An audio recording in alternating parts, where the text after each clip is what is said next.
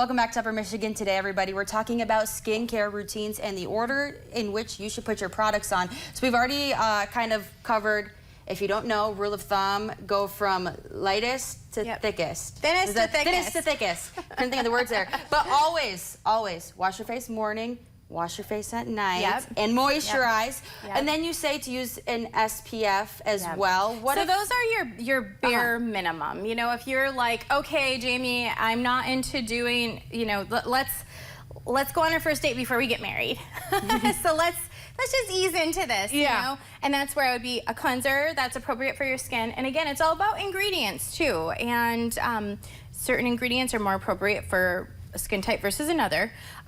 So cleanser, moisturizer, SPF would be our bare minimum. But if you do want to go through a little more in-depth, a little more corrective type of system, this is what I recommend you start with. So you cleanse in the morning. Okay.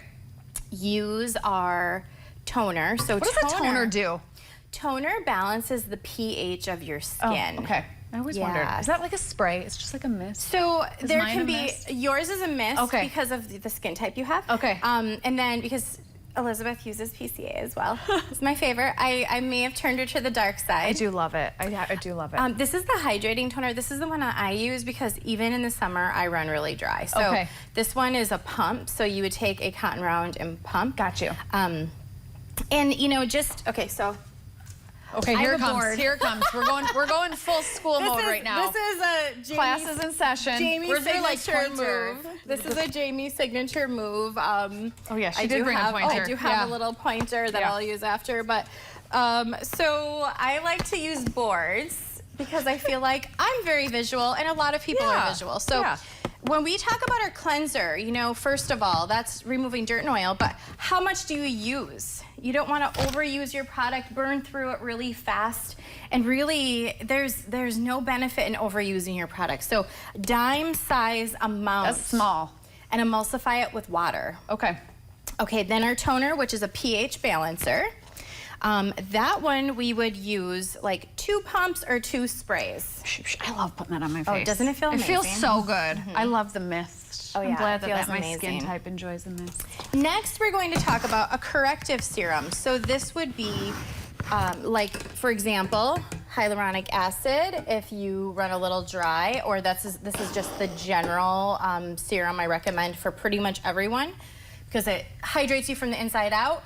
Fun fact about hyaluronic acid is 1 molecule of hyaluronic acid attracts 1,000 molecules of water. Ooh. For hydration. So that's why you get that instant plump if you have lines.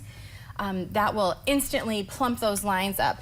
But if you have something going on like a little rosacea, redness relief would be a corrective serum you could use. If you have hyperpigmentation, vitamin B3 brightening serum. So I put that on during the day, and the hyaluronic. Is that how you say it? Hyaluronic? At night. Yeah. Is that right? Yep, that's absolutely right. Yep. Okay. And then you can do these AM and PM. Okay. And then you could even, you know, get a little fancy under, you know, the direction of, you know, someone who knows what they're doing with skin, and use a retinol at night. Okay. But only 1 or 2 days a week to start with, because this can be a little bit harsher on the skin. It helps with cell turnover.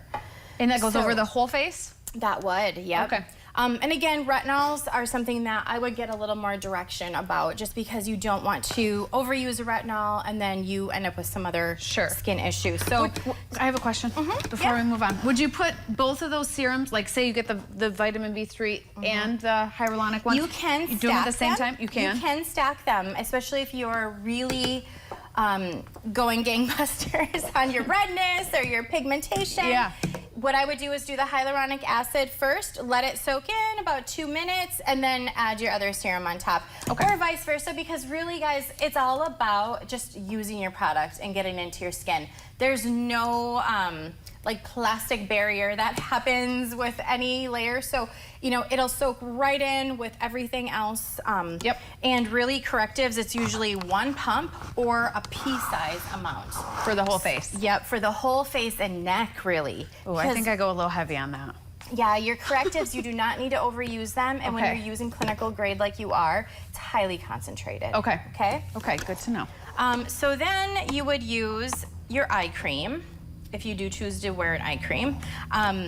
That's the size of a grain of rice. And I forgot my eye cream. That's okay. That's okay. It is a nice little tube, and it's part of the line, but it's brightening. It helps with under eye circles, the one that I absolutely love. So, and I always put it under the eye and on my eyelids. Is that appropriate? You can, but you know, when you do this, absolutely. Oh, okay. Yeah, Okay. absolutely. So I would use about the size of a grain of rice, tap my ring fingers together, and then it's like half a grain of rice per eye, and you're going to tap around your orbital bone. Yeah. I always recommend using the ring finger because it's just a little more delicate at the end. We can just tap, let it all soak in. Is it true that if you're like really pressing and rubbing in, it can kind of like stretch out the skin over time? Well, the skin is a little more delicate under Okay. the eye, so you could even cause just a very superficial little bit of bruising. You could, you know, kind of break down the collagen. It's not like instantly you're gonna have baggy eyes if you do that. Yeah. But you could, over time, if that's your habit, break down collagen. And we do not want to do that. Yeah.